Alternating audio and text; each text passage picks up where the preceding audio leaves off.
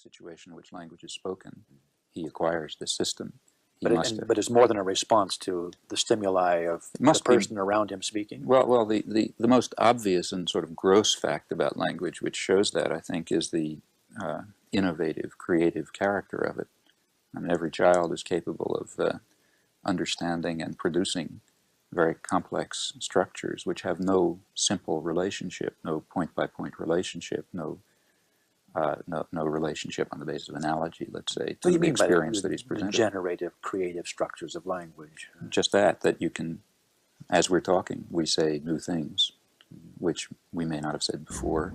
We hear new things. I mean, language is, well, as we talk, there's very little repetition in what we say? Well, if you really were to see how little repetition there is, you can, let's say, take a book or a newspaper or a library, for that matter, and search for repetitions of phrases or sentences and so on. They occur, but rarely so.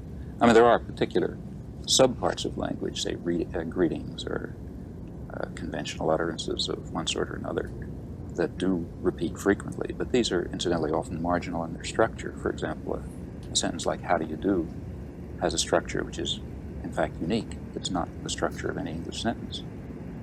And we don't create new sentences of that type. That's just a ritualized utterance. Yeah. But most of our linguistic interchange is, in fact, highly innovative.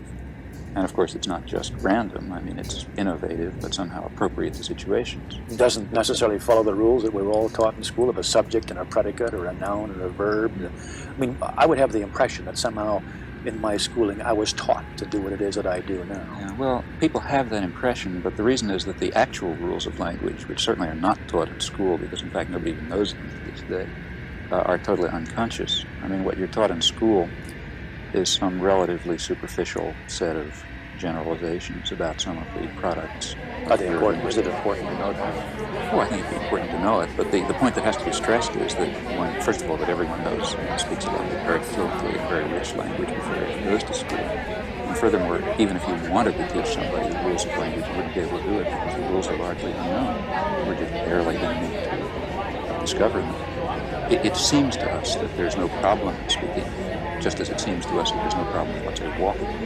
But if we were to try to design an automaton, let's say, that would walk or ride a bicycle or identify a person, for example, if you look at me from one point of view and I turn to this, you can still recognize me. That's not so easy to do. I mean, we can do it because we have some special unknown capacities for perceptual identification. Well, in the case of language, too, we have this whole totally unconscious set of intricate mechanisms. And something's built into the system?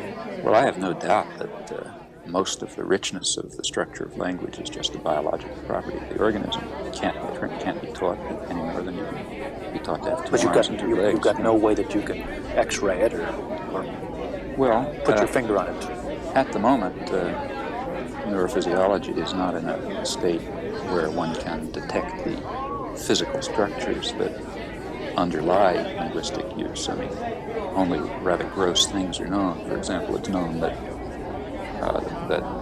language is controlled by the brain has two hemispheres, and language is controlled by one dominant hemisphere. Incidentally, humans are, as far as I know, as far as anyone knows, the only organism that has lateralization, has specialization of the two hemispheres. Apes don't, for example. And this is, as is well known, this is closely connected with language. Areas of the brain are known that have special relevance to various language functions. But when you get into the detailed, intricate structure of the system, it's still a mystery, an entire mystery.